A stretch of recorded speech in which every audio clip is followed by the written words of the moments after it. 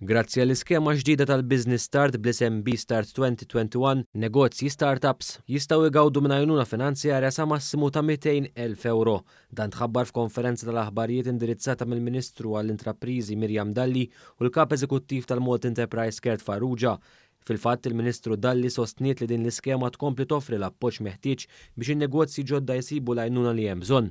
Il-Ministru Dalli saħansitra spjegat li l-iskema ġdida tara żieda drastika fl-għajnuna li ser tingħata mill-iskema preċedenti. Il-Malta Enterprise bħala l-korporazzjoni responsabbli mill-startups qiegħda tniedi dan l-ikbar investiment li fit-totalità tiegħu jista' jilħaq 1.2 miljun euro.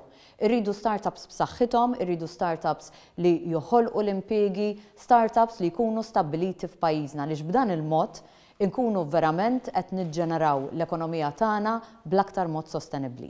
Il-B-Start 2021 se tkun maqsuma f'żewġ partijiet, il-Pre-Business Plan fejn kumpanija tista' tgawdi sa 10,000 euro fuq kull proġett u l-Post-Business Plan. Għal dawk l-startups li jippreżentaw business plan li huwa ekonomikament vijabbli jistgħu jingħataw qotja massima ta' 200,000 euro. Din l-qotja tkun maqsuma fuq perjodu li ma jaqbix 36 xahar b'20,000 euro mqasma kull 3 xhur.